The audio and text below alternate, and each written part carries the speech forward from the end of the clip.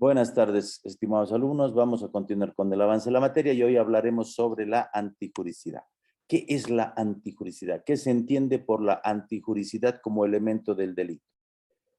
Se supone que una conducta que es típica, vale decir que se adecúa al tipo penal o a esa descripción normativa de la conducta considerada delito, se presupone, es un precipitado hacia la antijuricidad, hacia lo contrario a lo jurídico, antijurídico, contrario a lo jurídico.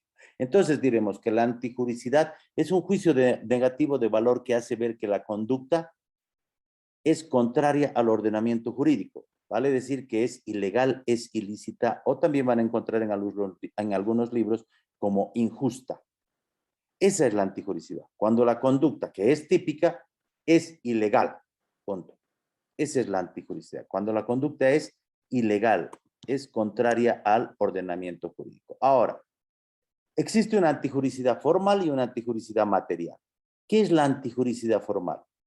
La antijuricidad formal es la simple contradicción entre la conducta y el ordenamiento jurídico. El solo hecho de que una conducta vaya contra el ordenamiento jurídico se presupone, formalmente hablando, que es ilegal. Y esta se vuelve material, ¿ya? Esta antijuricidad se vuelve material cuando hay una ofensa al bien jurídico. O sea, se materializa en la ofensa al bien jurídico. Y a su vez también, esto nos va a dar lugar a los delitos de peligro y a los delitos de resultado. Entonces, o que también se llama disvalor o desvalor de la acción y desvalor del resultado.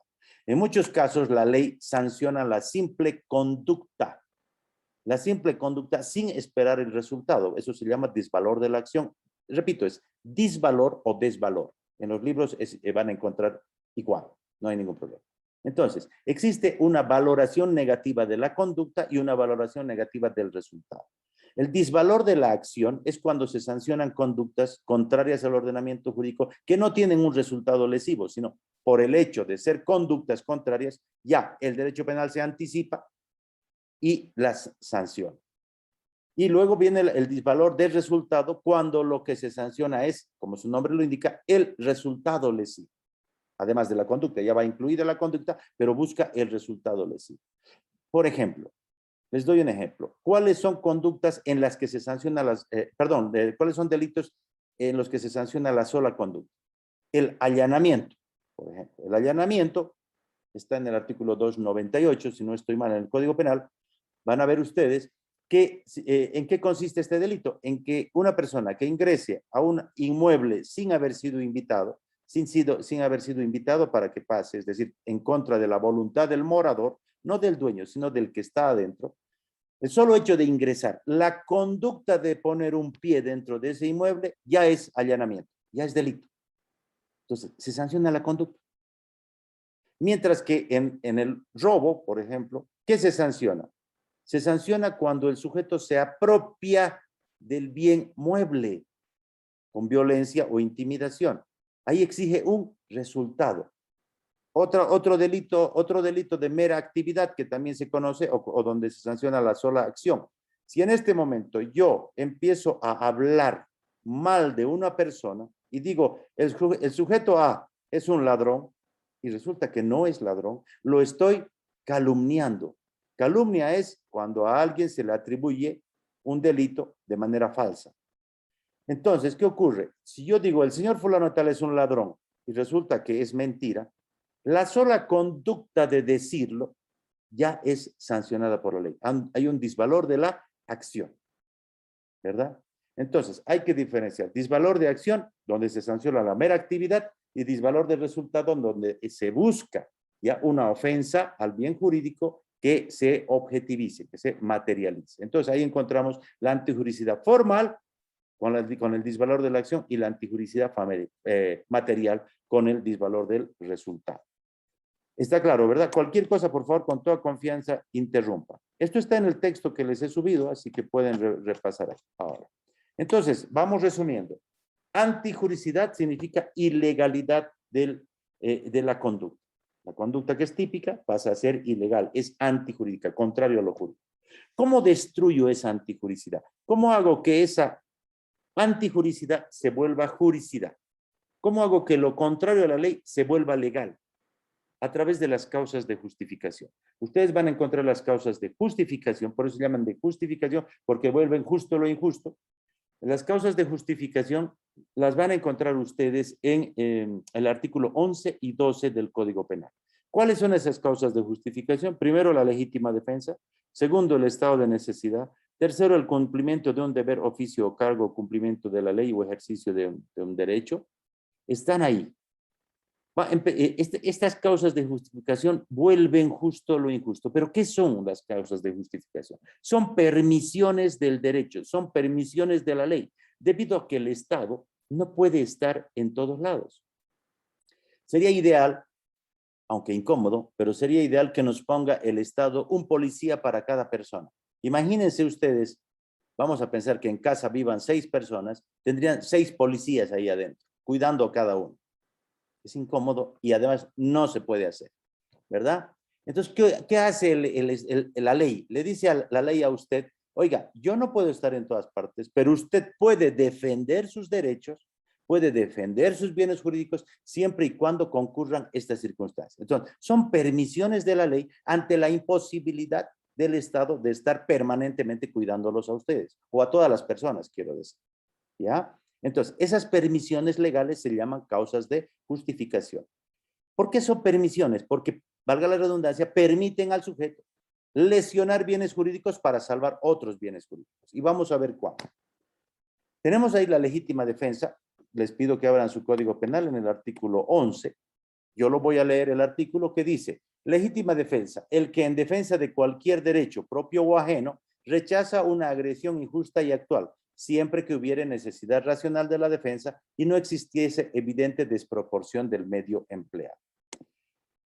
Ahí podemos encontrar los elementos de la legítima defensa. Entonces, ¿cuáles son esos elementos que hacen que una conducta, encuadre en lo que se llama la legítima defensa?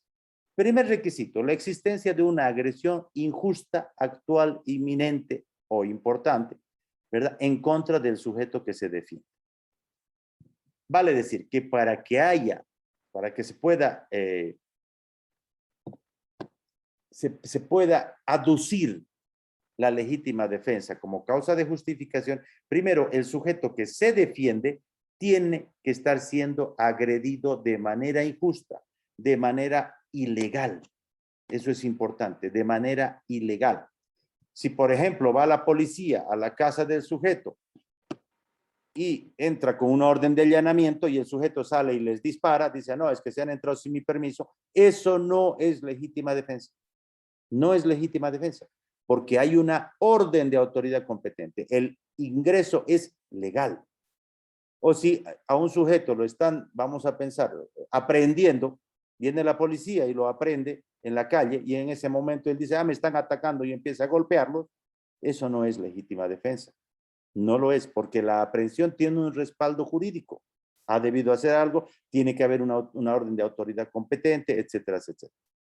Entonces, la legítima defensa se da cuando hay una agresión injusta, ilegal en contra del sujeto que se defiende. Pero además tiene que ser actual. Vale decir que la legítima defensa tiene que ser en el momento en que se es agredido.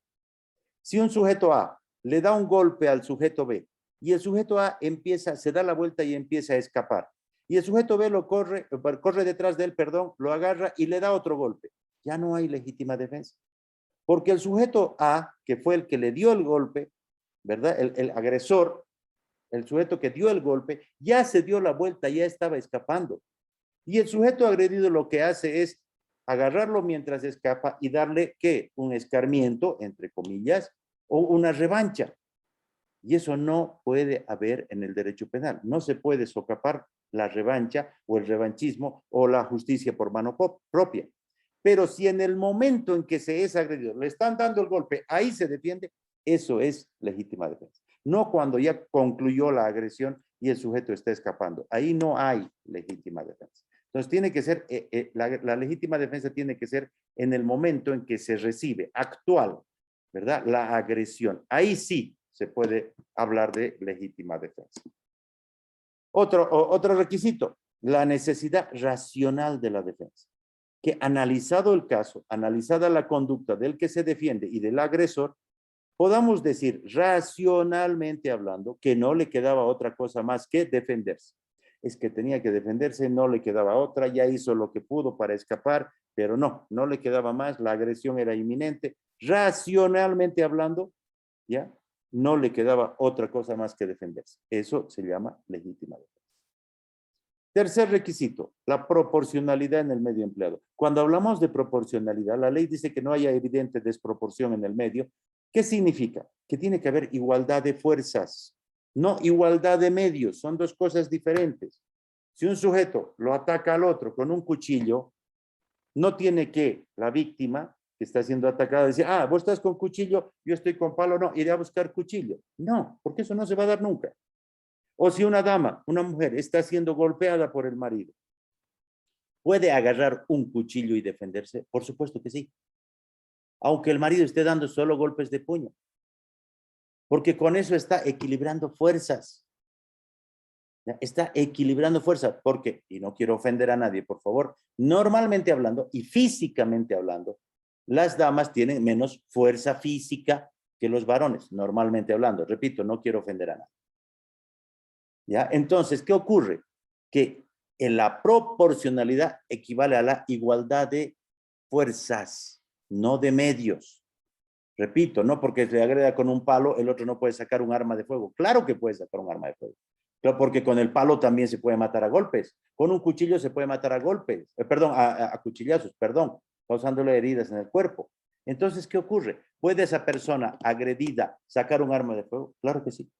Claro que primero disparará al aire, disparará al piso, y si aún así el sujeto que tiene el cuchillo sigue avanzando, pues le puede disparar.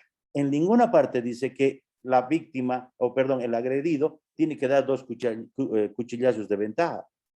No, porque con el primero puede morir. Un corte en el pecho es fulminante, ¿verdad? Entonces, cuando se habla de proporcionalidad, se habla de igualdad de fuerzas. Ese es el tercer requisito. Y el cuarto requisito de la legítima defensa es que el que se defiende no haya buscado la agresión, para, de manera dolosa, como pretexto, ¿verdad? Como pretexto para después aducir que está aplicando la legítima defensa. Eso es importante. Es decir, que el que se defiende no haya sido el que haya provocado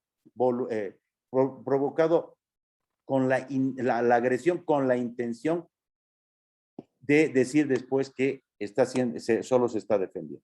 Entonces, que el agredido no haya provocado esa agresión de manera intencional para después aducir que se está defendiendo. Ese es el cuarto requisito. Si en una fiesta el sujeto A empieza a molestar al sujeto B, pasa por su lado, lo insulta, porque ya tenían problemas antes, esperando ser agredido, para que luego él reaccione y le pegue al otro y diga, no, es que yo me he defendido, eso no sirve como legítima defensa.